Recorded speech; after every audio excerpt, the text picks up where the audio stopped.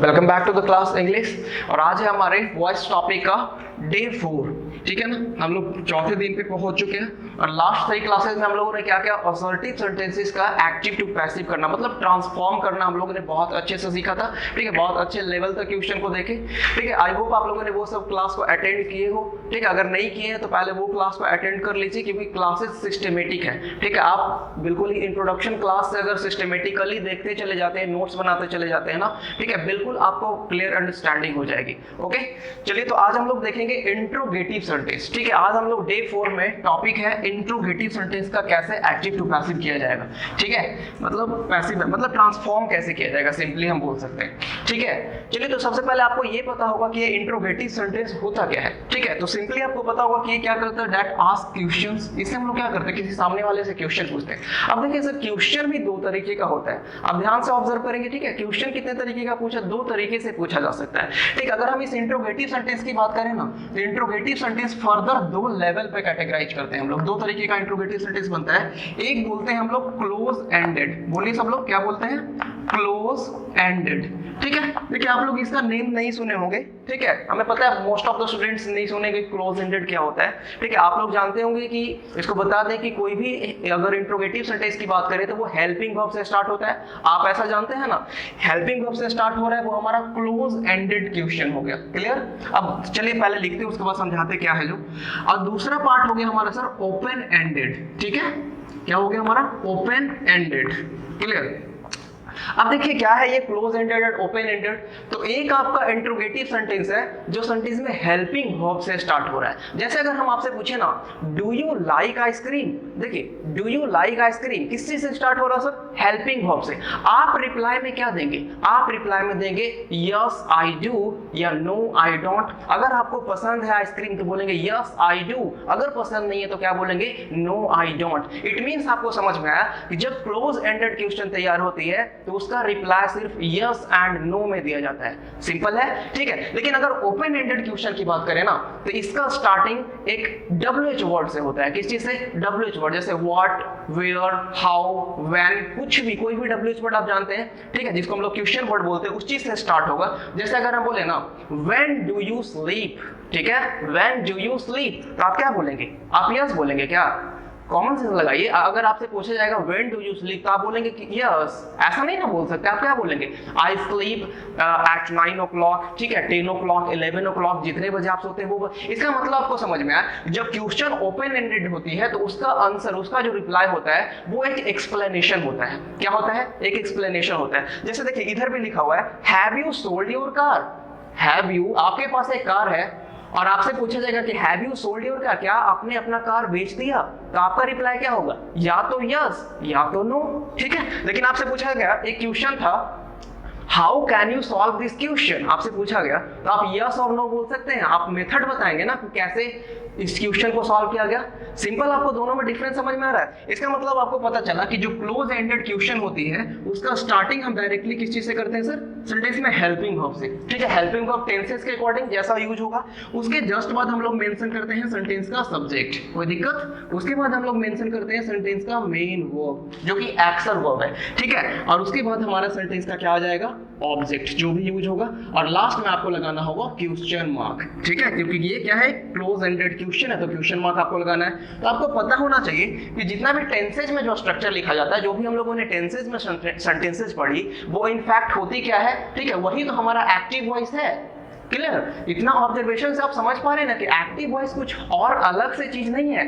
Active voice जितना भी हम टेंसेज में स्ट्रक्चर लिखते हैं ना, वो सबका सब एक्टिव वॉइस ही है, ठीक है। तो इसका अगर हम पैसिव बनाए ना, अगर इस सेंटेंस का, ये हमारा क्या हो गया एक्टिव का स्ट्रक्चर, ठीक है, ये हमारा क्या हो गया एक्टिव। अगर हम इस सेंटेंस का पैसिव बनाए ना, ठीक है, पैसिव बनाए तो आप ऑब्जर्व कीजिएगा, बस आपको स्ट्रक्चर समझना है। तो देखिए सेंटेंस का स्टार्टिंग अगर हेल्पिंग हो, आपको पता है अगर सेंटेंस इंट्रोगेटिव है तो उसका पैसिव ट्रांसफॉर्मेशन भी इंट्रोगेटिव फॉर्म में होना चाहिए। जैसे बताया गया कि असर्टिव अगर होता है तो ट्रांसफॉर्मेशन असर्टिव सेंटेंस में क्या गया। सिमिलरली अगर सेंटेंस इंट्रोगेटिव है ना तो पैसिव भी आप ट्रांसफॉर्म करेंगे ना तो पैसिव भी क्या होना चाहिए, इंट्रोगेटिव ही होना चाहिए। तो हेल्पिंग वर्ब सेम कंडीशन, जैसे आपका बी फॉर्म के साथ थर्ड फॉर्म बताया गया था ना, देखिए यही पॉइंट है, इसलिए वजह से बोला जा रहा है कि प्रीवियस क्लास को अटेंड कीजिए, ठीक है। बी के साथ थर्ड फॉर्म बताइए, तो यहाँ पे जो हेल्पिंग वर्ब हम लोग यूज करेंगे ना, यहाँ पे बताया गया था आपको चेंज्ड हेल्पिंग वर्ब। कौन सा helping verb sir? Changed helping verb. जो हेल्पिंग वर्ब होता है उसको चेंज करते हैं हम लोग, जैसा कंडीशन है, ठीक है, आपको बताया गया है चेंज्ड हेल्पिंग वर्ब। उसके जस्ट बाद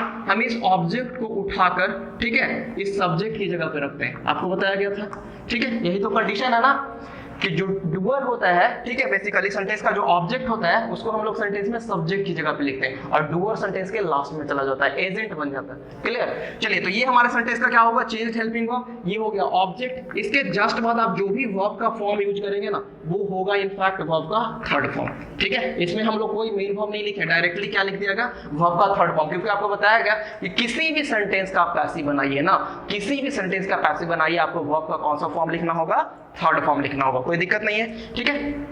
चलिए, ये थर्ड फॉर्म लिख दिए। उसके बाद सेंटेंस का क्या लिखा जाएगा? आपको बताया गया था प्रीपोजिशन, ठीक है, प्रीपोजिशन, सुटेबल प्रीपोजिशन हम लोग लिखेंगे, ठीक है, सुटेबल प्रीपोजिशन। और उसके बाद हमारे सेंटेंस का क्या हो जाएगा? एजेंट, ठीक है, एजेंट, या इसको आप बोलिए डूअर, जो सेंटेंस का होता है। कोई दिक्कत है क्या? समझ गए? देखिए, समझ रहे कि नहीं? ठीक है, पहले हमारे सेंटेंस का हेल्पिंग वर्ब से स्टार्ट हो रहा है, तो वो हमारा क्लोज एंडेड क्वेश्चन और पैसिव बनाते टाइम हम हेल्पिंग वर्ब को चेंज्ड हेल्पिंग वर्ब किए, ठीक है। फिर सेंटेंस का जो ऑब्जेक्ट है उसको उठाकर यहाँ पे रखा गया, ठीक है। फिर यहाँ पे सेंटेंस वर्ब का कौन सा फॉर्म? Third form. पैसिव में हमेशा वर्ब का कौन सा फॉर्म यूज होता है? थर्ड फॉर्म, ठीक है। फिर प्रीपोजिशन और फिर एजेंट या डूअर जो भी होगा, ठीक है, एजेंट बोल सकते हैं या डूअर बोल सकते हैं। जैसे फॉर एग्जाम्पल देकर आपको समझाया गया, जैसे अगर हम बोले ना, ठीक है, Did you buy the sparkle pen? ठीक है, जैसे ऐसे लिखा गया, ठीक है, did you buy the sparkle pen. एक मार्केट में आप गए, एक स्पार्कल पेन देखे, थोड़ा सा कॉस्टली था, ठीक है, बोले कल ले लेंगे, ठीक है। तो आपके फ्रेंड ने पूछा कि did you buy the sparkle pen, ठीक है। तो देखिए, बताइए, इसका रिप्लाई तो यस और नो में दिया जाएगा, ये क्लोज एंडेड क्वेश्चन है। अब बात आती है सर इसका पैसिव कैसे बनाएंगे। देखिए, तो डिड जब हेल्पिंग वर्ब के तौर पे होता है, आप प्रीवियस क्लास देखें तो समझ गई कि डिड जब हेल्पिंग वर्ब होता है तो डिड वर्ब का कौन सा फॉर्म है? सेकंड फॉर्म है, सेकंड फॉर्म है ना। पैसिव बनाते टाइम हमें क्या चाहिए? बी का फॉर्म चाहिए। पैसिव बनाते टाइम हमें क्या चाहिए? बी का फॉर्म चाहिए ना। तो बी के फॉर्म का सेकंड फॉर्म इनफैक्ट क्या होता है? सेकंड फॉर्म होता है वाज एंड वर।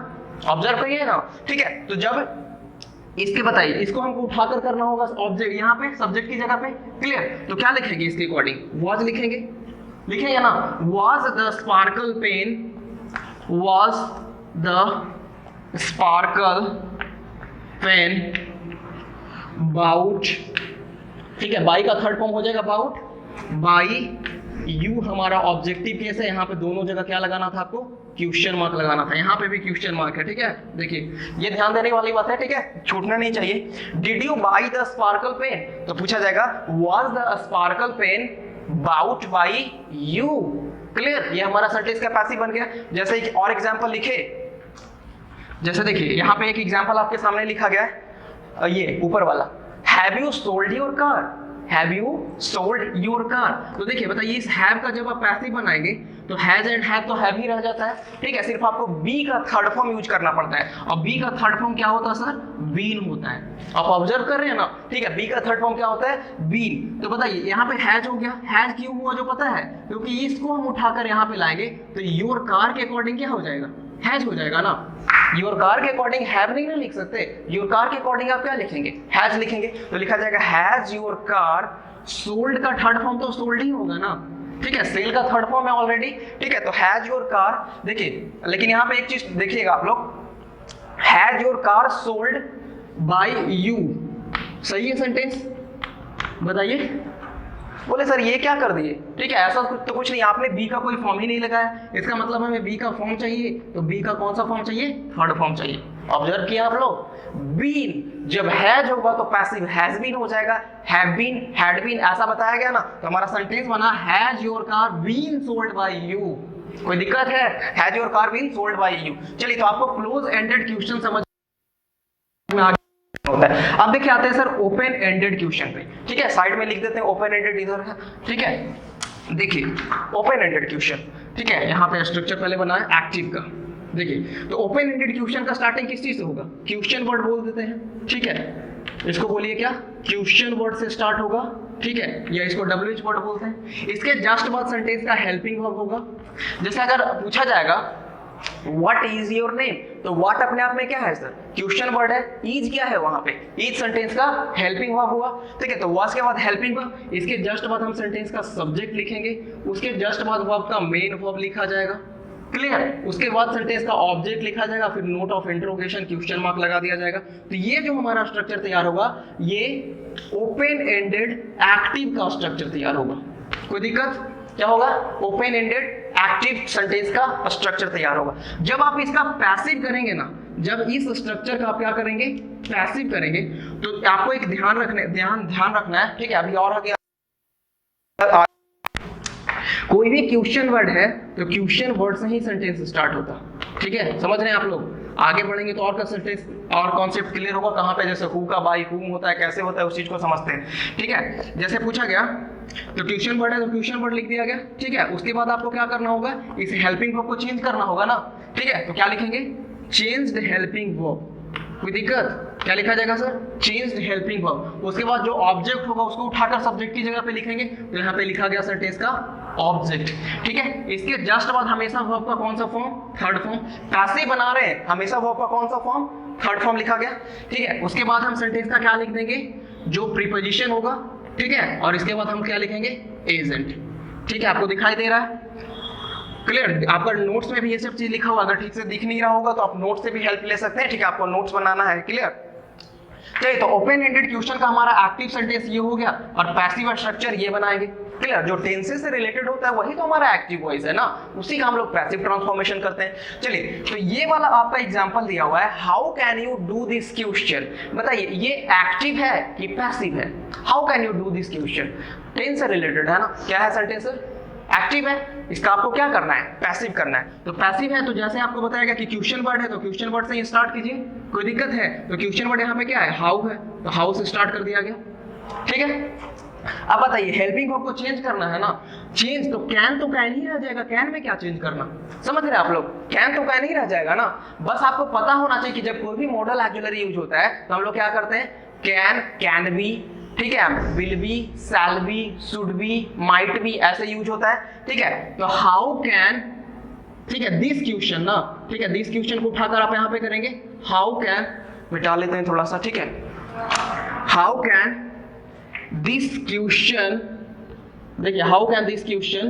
अब बताइए आपको बी लगाना पड़ेगा, तो बी इसके जस्ट बाद लगाएंगे, समझ रहे हैं ना, how can this question B solved, ठीक है, बाई यू, और यहाँ पे आप क्वेश्चन मार्क लगा देंगे, समझ रहे कि नहीं, क्लियर। ये दोनों आपको समझ में आया कि जो हमारी इंटरोगेटिव सेंटेंस होती है वो एक क्लोज एंडेड के फॉर्म में, एक ओपन एंडेड के फॉर्म में। ये किस चीज से स्टार्ट होता है, ये हेल्पिंग वर्ब से स्टार्ट होता है। ये किस चीज से स्टार्ट होता है, ये क्वेश्चन वर्ड से स्टार्ट होता है, क्लियर। एक का रिप्लाई हम लोग यस एंड नो में देते हैं, दूसरे का रिप्लाई एक एक्सप्लेनेशन होता है, ठीक है। और जब आप इसका देखेंगे तो हेल्पिंग वर्ब से स्टार्ट हुआ, सब्जेक्ट, मेन वर्ब, ऑब्जेक्ट, ऐसे होता है, ठीक है ना। ओके, जैसे अगर इसका फिर पैसिव बनाएंगे तो इस हेल्पिंग वर्ब को चेंज्ड हेल्पिंग वर्ब, फिर ऑब्जेक्ट को, इस ऑब्जेक्ट को उठाकर यहाँ पे रखना होगा, ठीक है। फिर वर्ब का थर्ड फॉर्म यूज करेंगे, ऑलवेज हेल्पिंग वर्ब लिखा गया, आपको समझना होगा कि कहाँ पे बी की जरूरत है ना, बीइंग की जरूरत है, बीइंग की जरूरत है, सब प्रीवियस क्लासेस में बताया गया है। ओके, चलिए, तो यहाँ तक आप लोगों को समझ में आया होगा कि अब देखिए ओपन एंडेड में, तो ओपन एंडेड का स्टार्टिंग किस चीज से, क्वेश्चन वर्ड से हो रहा है, उसके जस्ट बाद helping verb, subject, main verb, object, ठीक है। फिर चेंज हेल्पिंग, सेम कॉन्सेप्ट है। ओके, चलिए, तो यहाँ तक आप लोगों को समझ में आया। एक मिनट देखिए, फिर हम लोग और क्वेश्चंस की प्रैक्टिस करते हैं, ठीक है ना। मतलब हर एक टाइप से, हु से सेंटेंस स्टार्ट होता है, हुम से स्टार्ट होता है, व्हिच, व्हाट से, हर एक हेल्पिंग मतलब क्वेश्चन वर्ड से, हेल्पिंग वर्ब से, सारे से करके देखते हैं, और आप साथ साथ सॉल्व कीजिएगा, ठीक है, आपके कॉन्सेप्ट में क्लियर। ओके गाइस, कुछ क्वेश्चंस की प्रैक्टिस करेंगे साथ में, ठीक है। आपको कॉन्सेप्ट समझ में आ गया कि कैसे हम लोग क्लोज एंडेड का पैसिव ट्रांसफॉर्म करते हैं और ओपन एंडेड का पैसिव ट्रांसफॉर्म, साथ लास्ट में इधर लिखा हुआ है साइड में, ठीक है। और एक बेसिक जो मिनिमम रिक्वायरमेंट होती है बी फॉर्म के साथ थर्ड फॉर्म, ठीक है, ये आपको पता है। चलिए, तो सबसे फर्स्ट क्वेश्चन है, we have will you help me in this matter, ठीक है। तो लिखा गया विल यू हेल्प whom, देखिए whom का रिप्लाई आ रहा है ये मी, तो मी हमारे सेंटेंस का क्या है, ऑब्जेक्ट है, ऑब्जेक्टिव केस हुआ। इसका मतलब इसी को उठाकर तो हमको सब्जेक्ट की जगह पे करना है, ठीक है। तो आप क्या लिखेंगे, आई के अकॉर्डिंग शैल लिखना होगा, ठीक है। तो शैल, इस ऑब्जेक्ट को सब्जेक्ट बनाएंगे तो क्या बनेगा, सेल आई। आपको बताया गया कि जब आप किसी भी मॉडल्स का पैसिव बनाते हैं, जैसे कैन है तो कैन भी हो जाएगा, shall be, will be, would be, might be, ठीक है। तो क्या लिखेंगे, सेल आई बी। क्लियर, यही हुआ चेंज्ड हेल्पिंग वर्ब, सेल आई बी। फिर वर्ब का थर्ड फॉर्म चाहिए, तो हेल्प का थर्ड फॉर्म क्या हो जाएगा सर, हेल्प्ड, ठीक है। और आपको बताया गया था कुछ एडिशनल वर्ड जो कुछ भी लिखा हुआ रहेगा ना, ठीक है, जैसे आप कल भी एग्जांपल दिया गया उसमें भी बताया गया था, ठीक है। ये एडवर्ब है, इसको ये यहीं पे लिख दीजिए। आप कोशिश कीजिए कि डूअर जो होगा ना, बाई के साथ जो एजेंट लिखा हुआ है वो ज्यादातर मोस्टली सेंटेंस के लास्ट में ही लिखेंगे, ठीक है ना। तो हेल्प्ड इन दिस मैटर, ठीक है, बाई कौन करेगा, हेल्प, यू करेगा, तो क्या लिखेंगे, बाई यू, ठीक है ना। और सर यहाँ पे भी क्वेश्चन मार्क देना होगा, ठीक है, आप ध्यान दीजिएगा, ठीक है। क्वेश्चन मार्क देखिए, क्वेश्चन मार्क दोनों में देना होगा, क्योंकि दोनों तो क्वेश्चन ही है ना, बस बोलने का तरीका ट्रांसफॉर्म किया गया सेंटेंस को, बट उसके मीनिंग पे कोई फर्क नहीं पड़ रहा है, वो है इनफैक्ट इक्वेशन ही, ठीक है। तो shall I be helped in this matter by you, कोई दिक्कत नहीं है, बना लिए। चलिए next question we have, when did he buy a car, ठीक है। When did he buy what, तो व्हाट का रिप्लाई ये ऑब्जेक्ट हुआ, ठीक है। इसको उठाकर हमें सब्जेक्ट की जगह पे करना है। सबसे पहले चीज कि सेंटेंस अगर ये क्या है, ओपन एंडेड है, ठीक है, तो आपको बताएगा कि जिस क्वेश्चन वर्ड से स्टार्ट होगा सेम ही क्वेश्चन वर्ड लिखेंगे, ठीक है। अभी आपको बताया जाएगा कि हु रहने पे क्या होता है, हुम रहने पे क्या होता है, ठीक है, कुछ डिफरेंसेस भी आती है, क्लियर। लेकिन यहाँ पे वेन करें तो वेन का वेन ही रह जाएगा, कोई दिक्कत नहीं यहाँ पे, ठीक है। अब हमें इस हेल्पिंग वर्ब को क्या करना है, चेंज करना है। तो आपको कैसे चेंज करेंगे, ए वर्ब का सेकंड फॉर्म है ना, तो सेकंड फॉर्म क्या होता है, पास्ट एंड डेफिनेट, और बी का सेकंड फॉर्म क्या होगा सर, बी फॉर्म का सेकंड फॉर्म क्या होगा, वाज एंड वर होगा ना। तो वाज एंड वर में हमें सेलेक्ट करना है, इससे इस ऑब्जेक्ट को उठाकर सब्जेक्ट की जगह पे रखेंगे। तो बताइए कार के अकॉर्डिंग हम लोग क्या लिखेंगे, वाज लिखेंगे, तो व्हेन वाज अ कार, यहां तक कोई दिक्कत नहीं है। सिर्फ बताइए बाई का थर्ड फॉर्म क्या हो जाएगा सर, बाई का थर्ड फॉर्म हो जाएगा बाउट, कोई दिक्कत नहीं है, ठीक है। किसके द्वारा, ही के द्वारा, तो ही का ऑब्जेक्टिव केस क्या हो जाएगा, हिम, क्लियर, समझ में आ रहा है ना आपको, ठीक है। क्या लिख दिएगा, when was a car bought by him, clear. चलिए next question we have, do they irritate you, do they irritate you, देखिए क्लोज एंडेड क्वेश्चन है, ठीक है। पहले क्या करना होगा, इसी हेल्पिंग वर्ब को हमें चेंज करके लिखना है, क्लियर। तो बताइए सेंटेंस जब प्रेजेंट एंड डेफिनेट में होता है तो हेल्पिंग वर्ब हम लोग इज एम आर ही यूज करते हैं ना। बताइए इस यू को ऑब्जेक्ट, ये इस यू जो है सेंटेंस का ऑब्जेक्ट है, इस ऑब्जेक्ट को उठाकर हमें सब्जेक्ट की जगह पे लाना है। अगर हम सब्जेक्ट की जगह पे यू को लाएंगे तो यू के अकॉर्डिंग हेल्पिंग वर्ब क्या हो जाएगा, आर हो जाएगा, यही आपको समझना है, ठीक है ना। यू के अकॉर्डिंग हेल्पिंग वर्ब क्या होगा, आर होगा। तो आर यू, इरिटेट का थर्ड फॉर्म क्या हो जाएगा सर, इरिटेटेड, ठीक है। इरिटेट का थर्ड फॉर्म क्या हो जाएगा, इरिटेटेड, रेगुलर वर्ब है, ठीक है। तो आर यू इरिटेटेड बाई, दे का ऑब्जेक्टिव केस क्या हो जाएगा सर, दे का ऑब्जेक्टिव केस हो गया देम, ठीक है। क्वेश्चन मार्क लगा दिए, कोई दिक्कत है क्या, बिल्कुल सिंपल है ना। चलिए चलिए आगे लिखा हुआ 4 number question, have you stolen something, तो आपसे पूछा जाएगा हैव यू स्टोलन व्हाट, तो व्हाट का रिप्लाई समथिंग आ रहा है, मतलब समथिंग हमारे सेंटेंस का ऑब्जेक्ट है, इसको उठाकर आप सब्जेक्ट की जगह पे रखेंगे पैसिव बनाते टाइम। तो बताइए जब सेंटेंस के स्टार्टिंग हैज एंड हैव से हो रहा है, ठीक है, मतलब ये क्वेश्चन हुआ, जब आप हैज एंड हैव का पैसिव बनाएंगे तो हैज एंड हैव तो वैसे ही रह जाएगा। आपको बी का एक फॉर्म चाहिए, तो हैज एंड हैव के साथ अगर बी का कोई फॉर्म लिखना हो तो बी का थर्ड फॉर्म ही लिखेंगे, आपको बताया गया ये चीज। तो क्या बनेगा, has been and have been होने वाला है, लेकिन कैसे बनेगा, ठीक है। बताइए समथिंग को उठाकर जब आप सब्जेक्ट की जगह पे रख देंगे, ठीक है, तो बताइए समथिंग हैज या समथिंग हैव क्या होना चाहिए, सिंगुलर ये सबको कंसीडर करते हैं। जो भी इंडेफिनिट प्रोनाउन है, जैसा अगर हम बोले नथिंग, एवरीथिंग, समथिंग, ठीक है, तो ये सब क्या होता है सर, सिंगुलर होता है, ठीक है ना। तो इसके अकॉर्डिंग हम लोग क्या यूज करते हैं, सिंगुलर को, ठीक है। तो क्या लिखेंगे, हैज समथिंग, कोई दिक्कत है, हैज समथिंग, उसके बाद बी का थर्ड फॉर्म लगाना होगा तो क्या हो जाएगा, वीन हो जाएगा ना।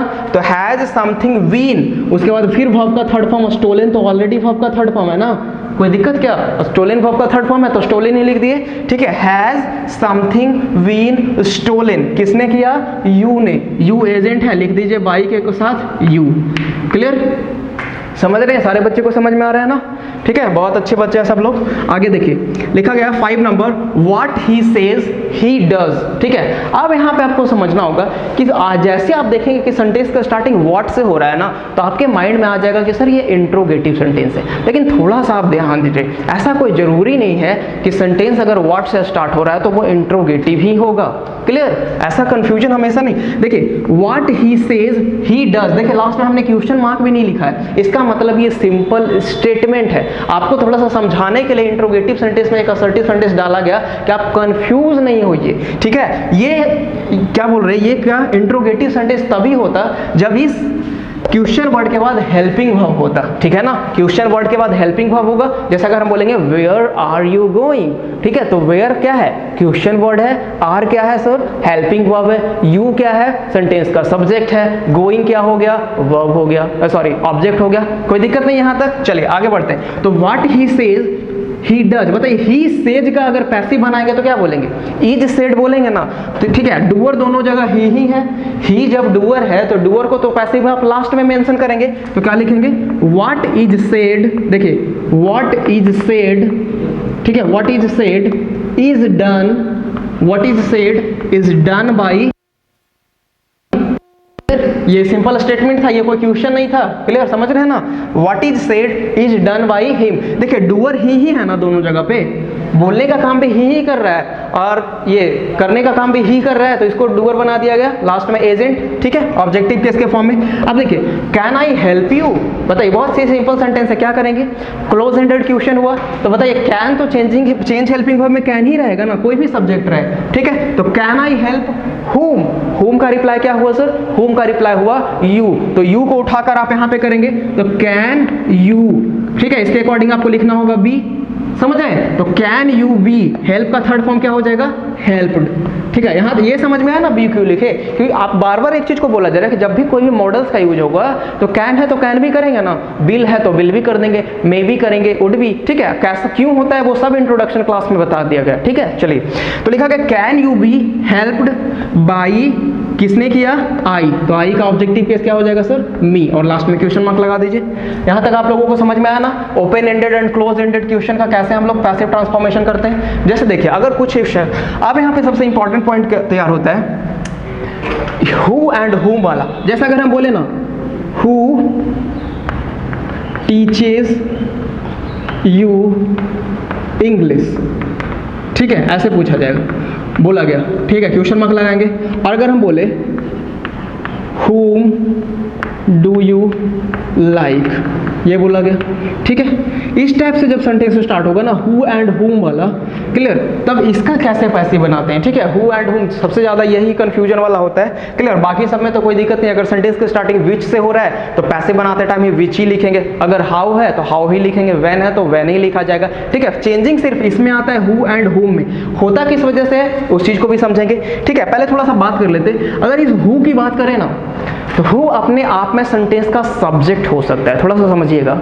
जैसे अगर हम बोले ना हु टीचेज यू इंग्लिश, तो हु की जगह पे आप रिप्लेस करके बोल सकते हैं, जैसे आपको इंग्लिश मिस्टर शर्मा पढ़ाते हैं तो आप बोलेंगे कि mister Sharma teaches you English, ठीक है। इस हु का रिप्लेसमेंट एक सब्जेक्ट से किया जा सकता है ना, समझ रहे क्या बोला जा रहा है। इसका मतलब हु जो है ना रिप्लेस करता है किस चीज को, सब्जेक्टिव केस को, ठीक है। हु किस चीज को रिप्लेस कर सकता है सर, एक सब्जेक्टिव केस को। लेकिन अगर हुम की बात करें ना तो हुम सब्जेक्टिव केस को नहीं, हुम रिप्लेस करेगा किस चीज को, ऑब्जेक्टिव केस को।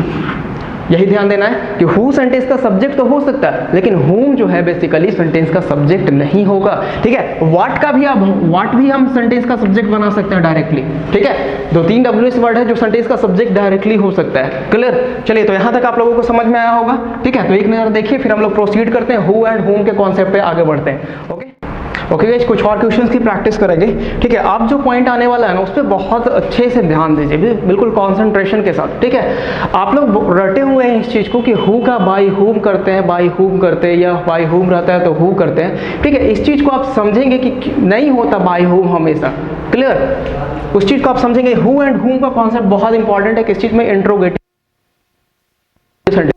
स्टूडेंट्स क्या होते हैं, कंफ्यूज होते हैं, ठीक है। आप ध्यान से देखिए, आपका कंफ्यूजन यहाँ पे दूर हो जाएगा। चलिए लिखा गया फर्स्ट एग्जांपल, बहुत ही आराम से समझा रहे हैं, हु किल्ड रावणा, आप ऑब्जर्व कीजिएगा, ठीक है। हु किल्ड रावणा, ठीक है। देखिए हु सेंटेंस का क्या है, हमारा सब्जेक्टिव केस है यहाँ पे, इसके जस्ट बाद वर्ब लिखा गया है, आप थोड़ा सा ऑब्जर्व कीजिएगा, ठीक है। हु एंड हुम की अगर बात करें ना तो अभी थोड़ी देर पहले बोला गया था सर कि हु जो वर्ड है ये रिप्लेस करता है एक सब्जेक्टिव केस को। इसका मतलब आपको समझ में आया कि हु सब्स्टिट्यूट, मतलब हु की जगह पे हम एक डायरेक्ट सब्जेक्ट, मतलब हु एक डायरेक्ट सब्जेक्ट की जगह पे यूज हो सकता है। लेकिन अगर हुम की बात करें तो हुम रिप्लेस करता है ऑब्जेक्टिव केस को। इसका मतलब हुम का जो जगह है ना वो किसकी किसकी जगह पे, ऑब्जेक्ट की जगह पे, सब्जेक्ट की जगह पे नहीं। ठीक है, अब क्या बोलना चाह रहे हो उस चीज को आप समझिए। लिखा गया हु किल्ड रावणा। अगर आपसे पूछा जाएगा कि सर इस क्वेश्चन का जवाब दीजिए आप क्या बोलेंगे? Who killed Ravana. आपको अभी पैसिव नहीं बनाना है, अभी जो बात कर रहे हैं उस पर बात करते हैं। हु किल्ड रावणा, आप इतना तो जानते हैं ना, रावण को मारा किसने? राम ने। आप इस सेंटेंस को बोलेंगे कि राम किल्ड रावणा, ऐसे बनाएंगे। ठीक है, राम किल्ड रावणा, आप ऑब्जर्व करेंगे थोड़ा सा। ठीक है, राम किल्ड रावणा। तो अब अगर हम इस सेंटेंस का जवाब दे दें तो ये तो हमारा असर्टिव सेंटेंस बन गया। अब बहुत ही आसानी से आप इस सेंटेंस का पैसिव बना लेंगे, इसमें तो कोई दिक्कत नहीं होगा। आप क्या कर देंगे, रावणा वाज किल्ड बाय राम।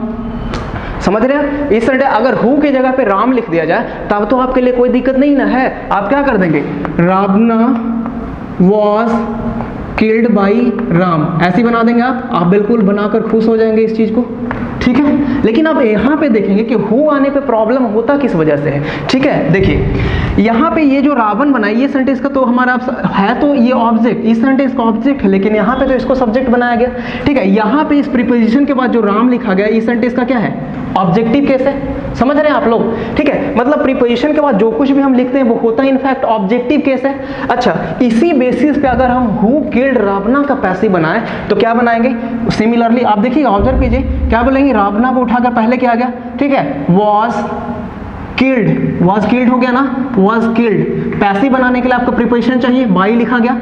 ठीक है, एजेंट। अब बताइए हु है ना, तो क्या यहाँ पे हु लिख दें? खुद बताइए आप लोग कि अगर राम था तब तो राम लिख दिए, लेकिन हु है तो हु लिख दें और यहाँ पे क्वेश्चन मार्क लगा दे। बताइए, आप पॉइंट को ऑब्जर्व कीजिएगा।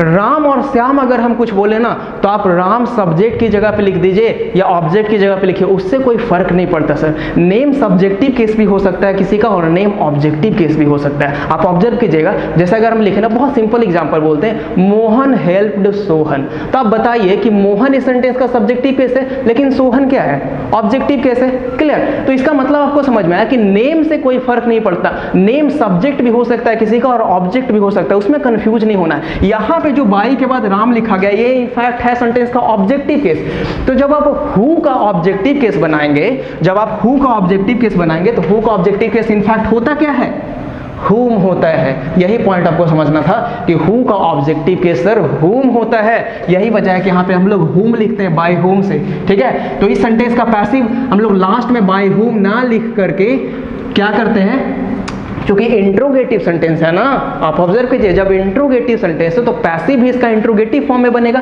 तो इंट्रोगेटिव फॉर्म में बनाने के लिए हमें जो ये WH वर्ड है, इसी से सेंटेंस को स्टार्ट करना पड़ेगा। तो जब इसी से हम सेंटेंस को स्टार्ट करेंगे तो आप देखिए, ऑब्जर्वेशन से आप पता चलेगा। ठीक है, कि जब इंट्रोगेटिव सेंटेंस है, इसी का पैसिव हमें बनाना है, तो इस WH वर्ड को ही हमें उठाकर सेंटेंस के स्टार्टिंग में करना होगा।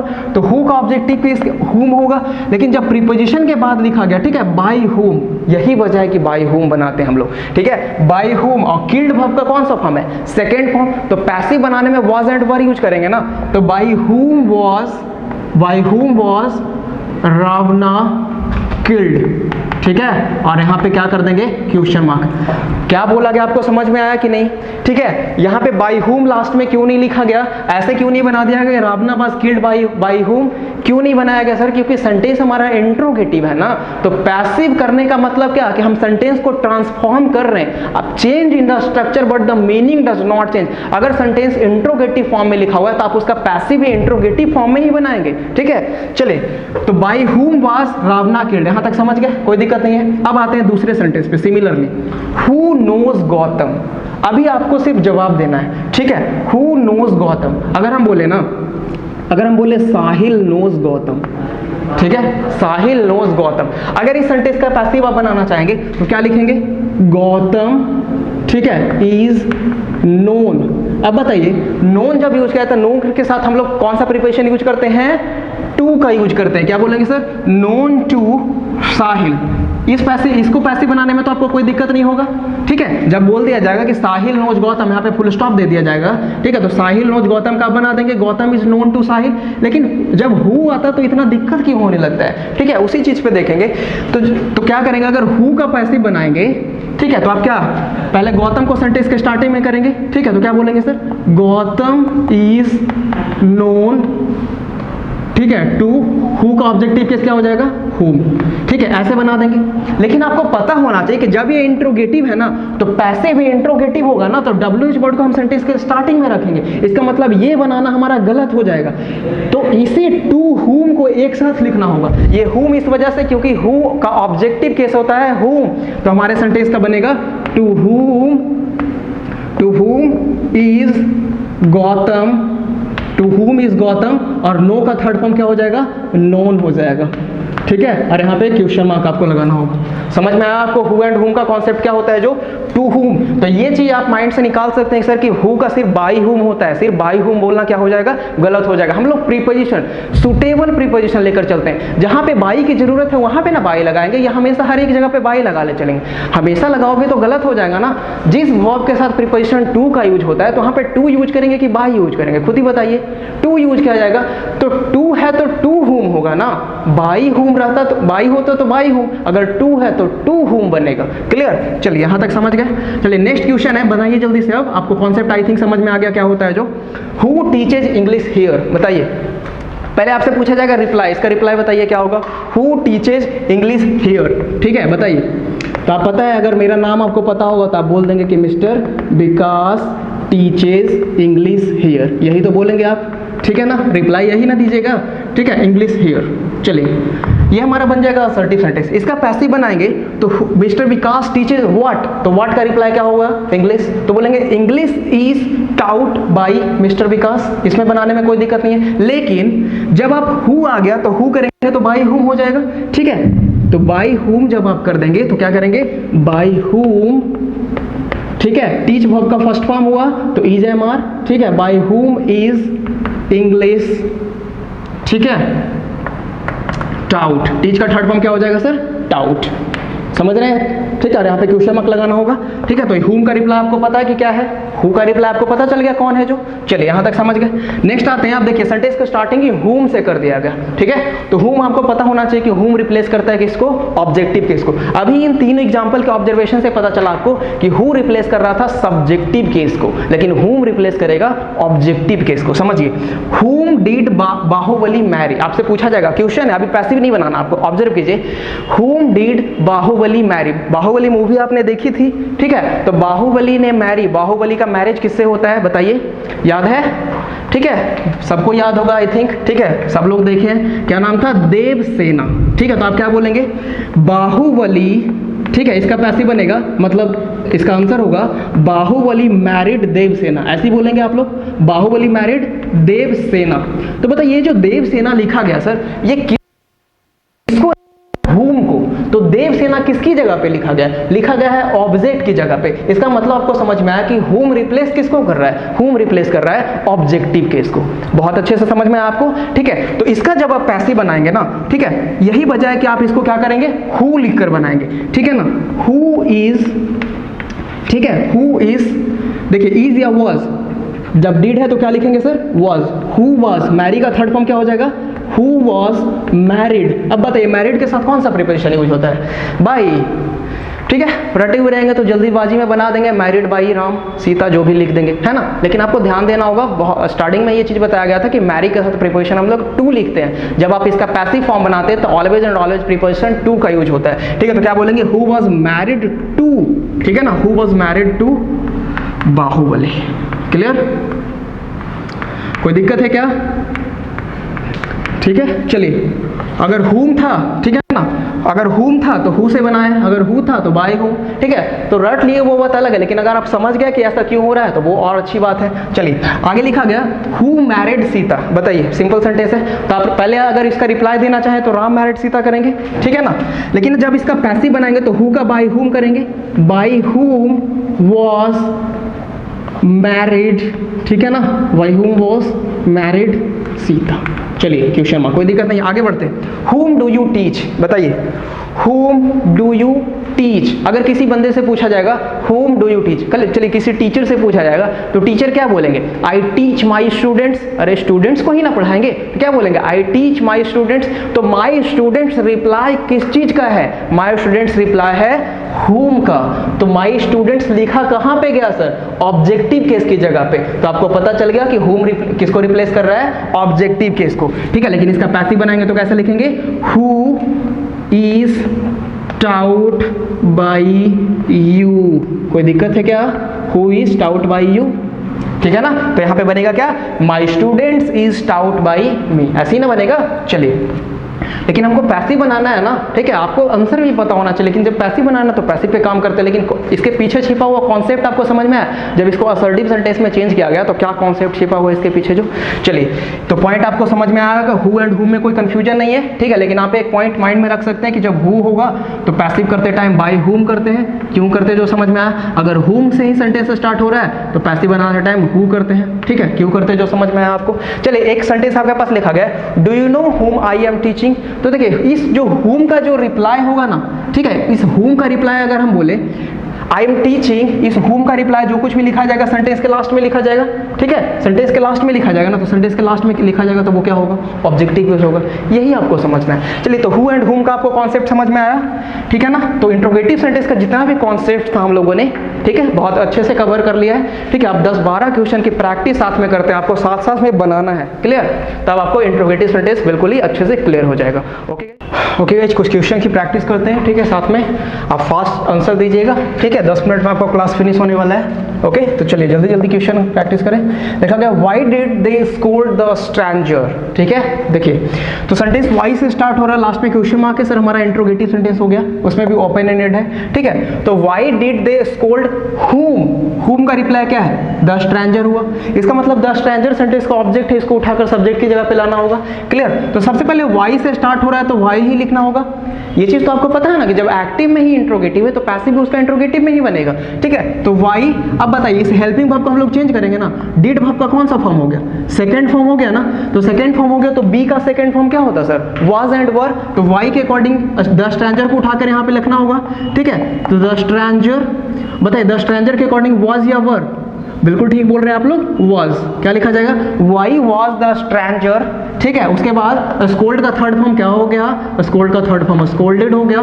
कोई दिक्कत क्या, स्कोल्डेड बाई किसने किया, दे का ऑब्जेक्टिव केस क्या हो जाएगा सर, देम। क्वेश्चन मार्क लगा दीजिए, बन गया है क्वेश्चन जल्दी में, why was the stranger scolded by them. चलिए नेक्स्ट पे आते हैं, how did they break the door yesterday. बताइए how did they break the door, how did they break what. तो व्हाट का रिप्लाई क्या हुआ, द डोर, मतलब इस सेंटेंस का ऑब्जेक्ट है। तो हाउ है तो हाउ से ही ना सेंटेंस स्टार्ट होगा, इसमें तो कोई दिक्कत नहीं आपको। बताइए डिड है तो क्या करेंगे, वाज हो जाएगा ना, क्यों होगा जो समझ में आया, बी का सेकंड फॉर्म लिखेंगे क्योंकि डोर को उठाकर हमें पहले लाना है। तो हाउ वाज द डोर, कोई दिक्कत नहीं यहाँ तक, हाउ वाज द डोर, कोई दिक्कत नहीं है, डोर। फिर ब्रोक का थर्ड फॉर्म क्या हो जाएगा, ब्रेक का थर्ड फॉर्म क्या हो जाएगा, ब्रोकन, ठीक है ना। How was the door broken. अब देखिए आपको बताया गया था कोई भी जब एडवर्ब ऑफ टाइम या एडवर्ब ऑफ प्लेस होता है ना तो उसको पहले ही मेंशन कर दीजिए। आप ये पॉइंट माइंड में रखिए कि एजेंट के साथ जो मतलब प्रीपोजिशन के साथ जो एजेंट लिखा जाएगा ना, मोस्टली वो सेंटेंस के लास्ट में मेंशन किया जाएगा, ठीक है। चलिए तो अदर वर्ड से स्टरडे, तो स्टरडे को पहले लिखिए आप लोग, ठीक है ना, ऐसा नहीं कि लास्ट में कर दीजिए। स्टरडे हो गया, फिर बाई देम, ठीक है। डूअर जो होगा ना उसको ज्यादातर लास्ट में ही मेंशन कीजिए। क्यों ऐसा होता है, क्योंकि कभी कभी सेंटेंस में डूअर भी नहीं भी तो होता है ना, ठीक है। डूअर तो सेंटेंस से आप एलिमिनेट भी कर सकते हैं, उससे कोई फर्क नहीं पड़ता पैसिव में। अगर हम सेंटेंस को यहीं पे फुल स्टॉप कर दें तो कोई दिक्कत है क्या, how was the door broken yesterday, यहीं पे फुल स्टॉप कर दे, बाय देम नहीं लिखें तो कोई दिक्कत है, कोई भी दिक्कत नहीं है। इसी वजह से डूअर को सबसे लास्ट में मेंशन करते हैं, ठीक है ना। चलिए कोई दिक्कत नहीं है। Why was the stranger scolded, यहाँ पे भी फुल स्टॉप आप कर सकते हैं, कोई दिक्कत नहीं है, क्लियर है। चलिए आगे बढ़ते हैं, क्वेश्चन नंबर 3 आते हैं, वर दीज स्टूडेंट्स इनवाइटेड। अब आपको इस सेंटेंस को देखकर बताना है सबसे पहले कि एक्टिव है कि पैसिव है, ठीक है। आपको बार बार बोला जा रहा है कि आपको एग्जाम में लिखा हुआ रहेगा ट्रांसफॉर्म द फॉलोइंग सेंटेंस। आपको कभी नहीं लिखा हुआ रहेगा कि एक्टिव से पैसिव कीजिए, नहीं, आपको लिखा हुआ रहेगा ट्रांसफॉर्म द फॉलोइंग सेंटेंस। तो ट्रांसफॉर्म करने का मतलब एक्टिव से पैसिव भी करना हो सकता है या पैसिव से एक्टिव भी, ठीक है ना। चलिए तो वर दीज स्टूडेंट्स इनवाइटेड, देखिए वर के साथ वर्ब का थर्ड फॉर्म लिख दिया गया, मतलब सेंटेंस पैसिव में है। क्लियर? इनवाइट करने का काम किसने किया? स्टूडेंट्स को इनवाइट कौन करेगा? खुद ही बताइए सर। और स्टूडेंट्स को इनवाइट करने का काम टीचर का ही होगा ना, और कौन करेंगे? ठीक है, या स्कूल कर सकती है, ऑर्गेनाइजेशन जो भी जहां पढ़ता है बच्चा। ठीक है, तो were these students invited by the teacher, ऐसा होगा, बताइए। तो was द टीचर, ठीक है ना, was द टीचर, कोई दिक्कत है? बिल्कुल दिक्कत हो गया। देखिए was एंड वर जब हम पैसिव बनाते हैं ना, ठीक है, was एंड वर किसका पैसिव बनाया जाता है? जब पास्ट इंडेफिनिट होता है, मतलब वर्ब का सेकंड फॉर्म होता है, तो यहाँ पे क्या लिखेंगे हम लोग? Did the teacher. कोई दिक्कत है अब? ठीक है ना, आप लोग ऑब्जर्व कर रहे थे इस चीज को। डिड द टीचर, ठीक है, इनवाइट, देखिए डिड के साथ वर्ब का फर्स्ट फॉर्म लिखा जाएगा, इनवाइट हु? दीज स्टूडेंट्स, ठीक है, दीज स्टूडेंट्स, ठीक है ना। चलिए इसी सेंटेंस का ना आप लोग पैसिव बनाए कि were these students invited. Clear? चलिए आगे बढ़ते हैं। आपको कल बताया दिया गया था, ठीक है, प्रीवियस क्लासेज आप देखे तो आपको बताया गया कि कभी कभी सेंटेंस में जो डूअर होगा वो हटा दिया जाएगा। आपको अंडरस्टैंडिंग के बेसिस पे समझना होगा कि इस काम को करेगा कौन? रूम को साफ करेगा क्लीनर, ठीक है, पढ़ाने का काम करेगा टीचर, ठीक है, अरेस्ट करने का काम करेगा पुलिस, ठीक है, अगर कुछ बोलने की बात है तो पब्लिक बोलेगी, इंसान ही बोलेंगे, ये सब अंडरस्टैंडिंग का चीज़ है। ठीक है, अगर नहीं लिखा हुआ तो आपको समझना है कि ये काम करेगा कौन। ठीक है, चलिए आगे बढ़ते हैं। Did they say that question, sorry देखिए क्या लिखा गया है, did they say that the questions are easy, ऐसे लिखा गया। तो आपसे पूछा जाएगा did they say that what, तो व्हाट का रिप्लाई क्या हुआ? ये पूरा का पूरा रिप्लाई हो रहा है। तो आपको बताया गया था जब इस सिचुएशन में जब ऑब्जेक्ट बहुत लेंथी हो जाए तो वहाँ पे हम लोग एक सब्जेक्ट क्रिएट करेंगे डिड। तो क्या बोलेंगे? डिड है ना, तो इसको जब आप पैसिव बनाएंगे तो पैसिव बनाएंगे तो क्या लिख देंगे? वाज लिख देंगे ना, लिखेंगे कि नहीं लिखेंगे? Was it, was it. से का थर्ड फॉर्म क्या हो जाएगा? सेड। किसने बोला? दे ने बोला। By them that the questions are easy, इसका पैसिव होगा? नहीं बनेगा, एज इट इज लिख देंगे। क्लियर? क्यों नहीं बनेगा? स्टैटिक होगा ना। चलिए आपको यहां तक तो आप समझ ही गए होंगे। चलिए आगे बढ़ते हैं। Must be and the word, बताइए सेंटेंस का पैसिव बनाइए। मस्ट अपने आप में एक हेल्पिंग वर्ब मॉडल हुआ। जब इससे सेंटेंस से स्टार्ट हो रहा है सर हमारा क्लोज एंडेड क्वेश्चन हो गया। ठीक है, जब मस्ट से सेंटेंस से स्टार्ट हो रहा है मस्ट ही लिखेंगे। लेकिन आपको पता होना चाहिए कि जब कोई भी मॉडल से सेंटेंस स्टार्ट होता है, जैसे कैन है तो कैन भी करेंगे, माइट भी करेंगे, मे बी, मस्ट भी, है ना, कितनी बार बोला जा चुका है। ठीक है, तो मस्ट हो गया सर, तो मस्ट द वॉर। ठीक है, must be and what, what का रिप्लाई द वॉर है। ठीक है, तो मस्ट द वॉर, ठीक है, और मस्ट के अकॉर्डिंग आप बी लिखेंगे, तो must the war be, end का थर्ड फॉर्म क्या हो जाएगा? एंडेड हो जाएगा, और क्वेश्चन मार्क लगा देंगे। कोई दिक्कत? चलिए कोई दिक्कत नहीं, आगे बढ़ते हैं। What are you doing here, बताइए what are you doing here, इसका पैसिव बनाना है। ठीक है, तो पहली बात आपको बताया गया what है तो what ही रहने दीजिए, कोई दिक्कत नहीं है। ठीक है, अब बताइए आर है ना, इज एम आर होता सेंटेंस का कॉन्टिन्यूअस, तो इज एम आर ही छोड़ देते हैं ना, प्रेजेंट का ही है। तो what is, फिर ing फॉर्म लिखना पड़ेगा, तो क्या लिखेंगे? being, what is being done, do का थर्ड फॉर्म क्या हो जाएगा? done, किसके द्वारा? by। ठीक है, here है तो पहले here लिख दीजिए, done here by you। ठीक है, आप ध्यान से बनाएंगे कोई दिक्कत नहीं होगा। what is being done here by you, ठीक है ना। चलिए आगे बढ़ते हैं। when did he buy a car, बताइए when did he buy what, तो what का रिप्लाई क्या हुआ? ये आकार सेंटेंस का ऑब्जेक्ट है, इसको उठाकर सब्जेक्ट की जगह पे करना होगा। ठीक है, तो when, ठीक है, डिड है तो वाज करना होगा।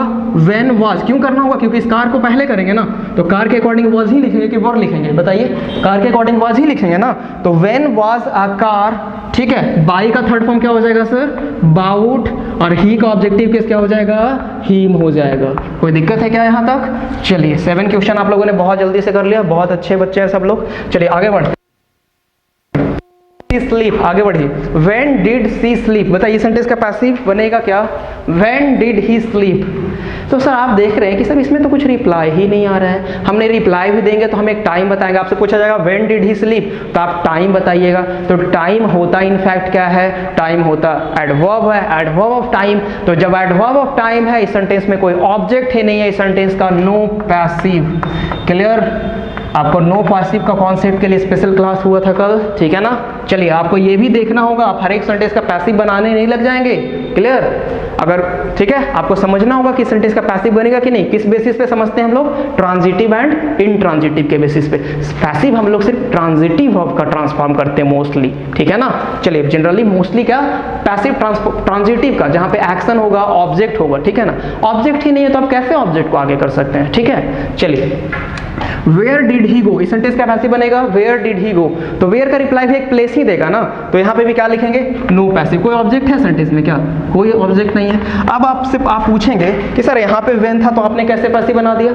अभी आपने बोला कि सर यहाँ से वेन से स्टार्ट हुआ तो आपने बोला नो पैसिव, और यहाँ पे आप पैसिव बना चुके हैं। तो आप समझिए इस बात को कि when did he buy what, तो व्हाट का रिप्लाई यहाँ पे कार आ रहा है ना, तो कार आ रहा है तो जब ऑब्जेक्ट है तो बना सकते हैं पैसिव। लेकिन यहाँ पे बताइए कोई व्हाट या होम का रिप्लाई है, नहीं रिप्लाई है। रिप्लाई किस चीज का है, ट्रांजिटिव वर्ब का। यहाँ पे रिप्लाई किस चीज का है, वेयर का। वेयर रिप्लाई देता है इन ट्रांजिटिव वर्ब का, जो कि है एडवर्ब ऑफ प्लेस। इसका मतलब ये दो सेंटेंस का नो पैसिव हुआ, समझ गए। चलिए आगे बढ़ते हैं।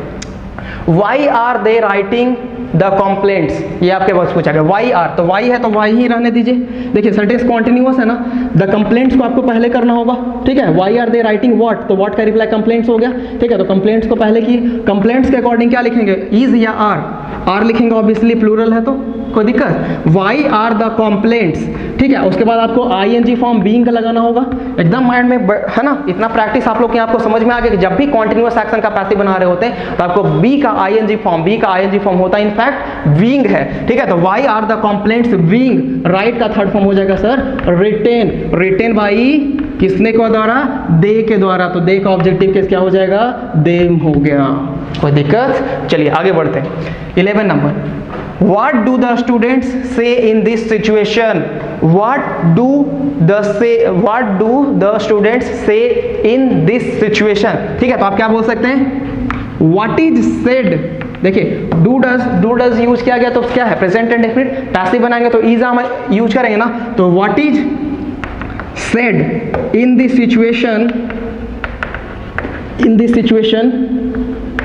किसके द्वारा, बाई द स्टूडेंट्स। आपको बताया गया कि एजेंट के साथ जो मतलब प्रिपरेशन के साथ जो डूअर लिखेंगे वो सेंटेंस में लास्ट में लिखे, ज्यादा बेटर है, ठीक है। What is said in this situation by the students. देखिए इज एमआर के साथ थर्ड फॉर्म आ गया, पैसिव हो गया, कोई दिक्कत क्या। चलिए who has stolen the pen, बताइए who has stolen the pen, ठीक है। तो क्या करेंगे, बाय हुम, क्यों करेंगे जो समझ में आ गया ना, ठीक है। Bye whom has the pen को पहले करना पड़ेगा, ठीक है ना।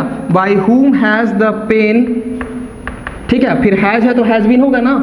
आपको बी का कोई फॉर्म चाहिए ना पैसिव बनाते टाइम, तो हैज के साथ बी का कौन सा फॉर्म लिखेंगे, बीन लिखेंगे, थर्ड फॉर्म, ठीक है। तो बीन हो गया। स्टोल ऑलरेडी थर्ड फॉर्म है स्टोलन, ठीक है। तो क्या लिख दिए, स्टोलन, फिर क्वेश्चन मार्क लगा दीजिए। By whom has the pen been stolen, who has stolen the pen, by whom has the pen been stolen, कोई दिक्कत है। चलिए आगे बढ़ते हैं। whom do you beat, एक लास्ट सेंटेंस है आपके पास, जल्दी से बनाइए, कौन बच्चा बनाएगा। whom do you beat, देखिए whom से सेंटेंस स्टार्ट हो रहा है, क्या करेंगे। देखिए बहुत सारे बच्चे बोल रहे सर who कर दीजिए ना, क्या दिक्कत है, बिल्कुल कर देंगे, कोई दिक्कत नहीं है, ठीक है। who कर दिया गया, ठीक है। डू प्रेजेंट एंड डेफिनेट है, क्या लिखेंगे सर, who is, ठीक है ना।